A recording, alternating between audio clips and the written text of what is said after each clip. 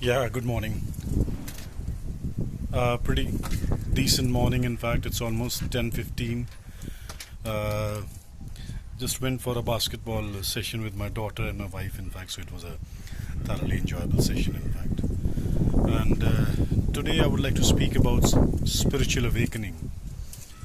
Well, this topic is pretty different from the sessions which I have been taking or the kind of topics which I have been speaking into. But this is a session which is pretty close to my heart. Now, um, honestly, if I talk about spiritual awakening, uh, if I talk about my own experience, it's been like close to around 5 6 years.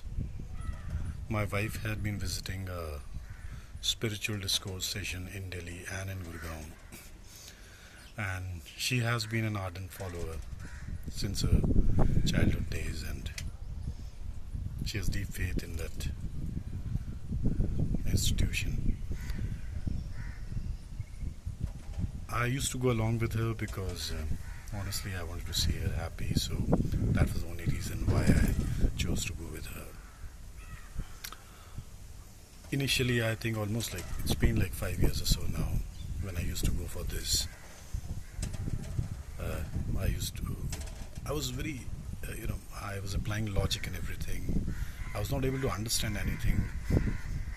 I used to move out of that place, in fact, during that bhajan recitation. I used to move out, I used to chill, come back, and the moment she used to ask me, I used to tell her, okay, I was there, present, and somehow I was passing time.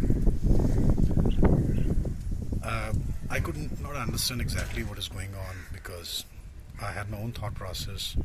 I was applying logic and everything.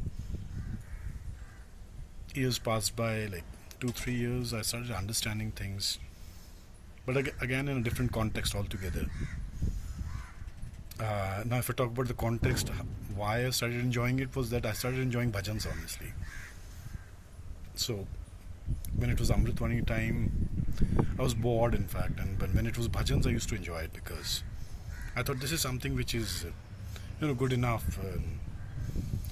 It's music, so it was music to my ears, so I started enjoying it. So there were 2 3 bhajans normally, and I would enjoy those bhajans. But then gradually, pace picked up, and I started enjoying Amritwani also. Initially, I was not able to understand it. I used to feel very bored, and after hardly 2 minutes, 3 minutes, my thoughts start wandering. I would start thinking here and there. Then again, I started enjoying it because with an altogether a different mindset. What I used to do during the Amritwani was I was strategizing things. So I was planning, in fact. So I had that ample time because nobody was interrupting me. So what I would do is I was like switch off my cell phone, and the moment they used to start this Amritwani, I'll start strategizing about my plan of action, how to finish off things, what is going to be my strategy in my business, in my ventures, in the tasks which I have been doing. So then time flied by.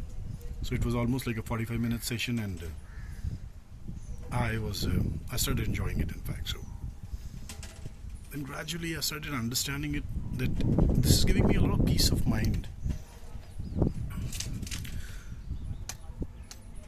And that's where the inner realization occurred. And I started realizing, no, this is something else. It's giving you peace of mind. It's giving you happiness. This is what I had been looking for. This is what our entire community has been looking forward to. I see so many rich people tense, angry, frustrated, looking to vent out their angers. The same goes for people in the low strata. So I found that overall, as a society, we're looking for something, some guru who could take us forward. Because if you don't have that amount of knowledge, you look for somebody else. That's when I realized, no, this is the right track. I started enjoying it, and now I do go on my own. So nobody has to force me anything. I go on my own, I enjoy the session. I sing some bhajans which I'll put in my other videos along with my wife. There are a couple of dude bhajans which we do sung, few solo, Though I don't know even ABCD about music, but it's just that I like to sing. So I think by the grace of God and because of my wife's utmost faith and patience, I could come out as a guy who's spiritual enough, because I still remember people used to call me that I'm not at all spiritual.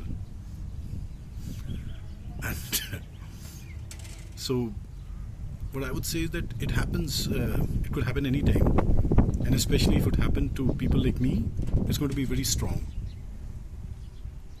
Because we take our own time to understand things, till the time we are sure about it, that okay, this is the thing to do. People like me are never going to accept it. I've heard instances where masses start going to temples, gurudwaras, and the moment they keep asking for something or the other, the moment they don't get anything, they'll just switch off that thing and say, okay, God didn't help us. But people, the classes and the educated people, they know it. So this is more in terms of deriving satisfaction, inner peace of mind, exploring yourself, understanding your strengths. More on those lines rather than asking God something. God is present everywhere. It's omnipotent. It's not like He's not present in a statue. He's not present on rocks and water. He's omnipotent. I believe, I have a firm belief, He's everywhere. He's within your heart. So once you start believing in other individuals, and then once you start believing in other individuals, what you do is that you tend to give respect to other individuals. Once you start giving respect to individuals, you get respect in return. That's the law of karma. Whatever you give, nature gives it back to you. So I think that's all I would like to say for today. In my future post, I'll post few bhajans which I have sung along with my wife, few solo ones. I wish all of you a great day ahead. Thank you. Bye-bye.